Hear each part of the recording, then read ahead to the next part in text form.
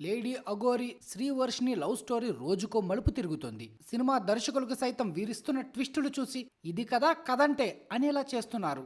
గత నెల రోజులుగా ఇదే పంచాయతీ సామాజిక మాధ్యమాల్లో నడుస్తుంది. గుంటూరు జిల్లా మంగళగిరిలో బీటెక్ చదువుతున్న శ్రీవర్షిని సనాతన ధర్మం కోసం పాటుపడుతున్న లేడీ అఘోరి లేపుకుపోవడం సంచలనమైన సంగతి తెలిసింది. అయితే తమ కూతురు అమాయకురాలని లేడీ అఘోరి వశీకరణం చేసి లేపుకెళ్లిందని శ్రీవర్షిని తల్లిదండ్రులు చెబుతున్నారు.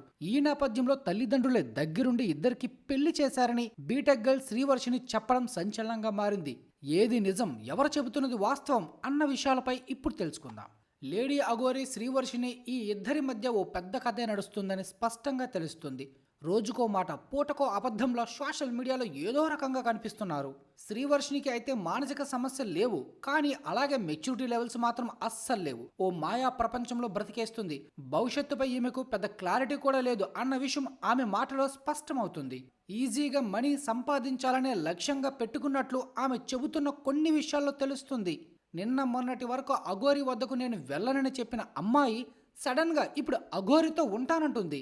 రీసెంట్గా ఆమె ఇచ్చిన ఇంటర్వ్యూల్లో ఏమన్నారంటే, ఇంట్లో నుంచి అఘోరితో వెళ్ళిపోయిన శ్రీవర్షిని గుజరాత్లో వాళ్ళ అన్నయ్యకు చిక్కడం, అఘోరి వద్ద నుంచి వాళ్ళు తీసుకురావడం జరిగింది. ఇంతటితో కథ ముగిసిపోయిందని అందరూ అనుకున్నారు. కానీ అక్కడే కథలో రెండో భాగం మొదలైంది.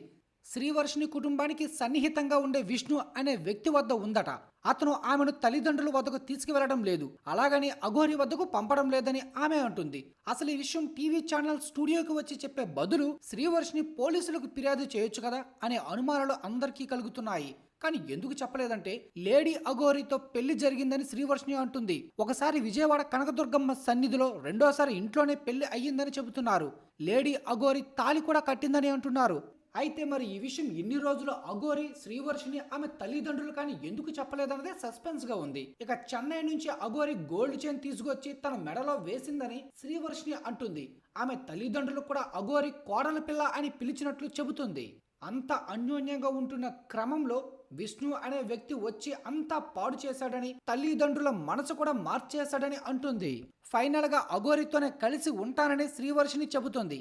అఘోరి ఆడ మగ కాకపోయినా తనకు ఇష్టమేనని, సెక్స్ తనకు ముఖ్యం కాదని అంటుంది. పిల్లలను అనాథాశ్రమం నుంచి తెచ్చుకొని పెంచుకుంటామంటున్నారు. జీవితాంతం అఘోరితోనే సహజీవనం చేస్తానని వర్షిని చెబుతుంది. మొత్తానికి అఘోరి చెంతకు వర్షిని వెళ్ళిపోయింది. ఇక కథంతా చూస్తే విష్ణు అనే వ్యక్తి ప్రభావం శ్రీవర్షిని కుటుంబంపై ఉందని తెలుస్తోంది. విష్ణు అఘోరి మధ్య వర్షిని జీవితం నలిగిపోతుందని మాత్రం కనిపిస్తుంది. Lady Aghori Srivarshini love story రోజుకో మలుపు తిరుగుతోంది. సినిమా దర్శకులకు సైతం వీరిస్తున్న ట్విస్టులు చూసి ఇది కదా కదంటే అనేలా చేస్తున్నారు. గత నెల రోజులుగా ఇదే పంచాయతీ సామాజిక మాధ్యమాల్లో నడుస్తుంది. గుంటూరు జిల్లా మంగళగిరిలో బీటెక్ చదువుతున్న శ్రీవర్షిని సనాతన ధర్మం కోసం పాటుపడుతున్న లేడీ అఘోరి లేపుకుపోవడం సంచలనమైన సంగతి తెలిసింది. అయితే తమ కూతురు అమాయకురాలని లేడీ అఘోరి వశీకరణం చేసి లేపుకెళ్లిందని శ్రీవర్షిని తల్లిదండ్రులు చెబుతున్నారు. ఈ నేపథ్యంలో తల్లిదండ్రులే దగ్గరుండి ఇద్దరికి పెళ్లి చేశారని బీటెక్ గర్ల్ శ్రీవర్షిని చెప్పడం సంచలనంగా మారింది. ఏది నిజం, ఎవరు చెబుతున్నది వాస్తవం అన్న విషయాలపై ఇప్పుడు తెలుసుకుందాం. లేడీ అఘోరి శ్రీవర్షిని ఈ ఇద్దరి మధ్య ఓ పెద్ద కథే నడుస్తుందని స్పష్టంగా తెలుస్తుంది. రోజుకో మాట పూటకో అబద్ధంలో సోషల్ మీడియాలో ఏదో రకంగా కనిపిస్తున్నారు. శ్రీవర్షినికి అయితే మానసిక సమస్యలు లేవు, కానీ అలాగే మెచ్యూరిటీ లెవెల్స్ మాత్రం అస్సలు లేవు. ఓ మాయా ప్రపంచంలో బ్రతికేస్తుంది. భవిష్యత్తుపై ఈమెకు పెద్ద క్లారిటీ కూడా లేదు అన్న విషయం ఆమె మాటలో స్పష్టమవుతుంది. ఈజీగా మనీ సంపాదించాలనే లక్ష్యంగా పెట్టుకున్నట్లు ఆమె చెబుతున్న కొన్ని విషయాల్లో తెలుస్తుంది. నిన్న మొన్నటి వరకు అఘోరి వద్దకు నేను వెళ్ళనని చెప్పిన అమ్మాయి సడన్గా ఇప్పుడు అఘోరితో ఉంటానంటుంది.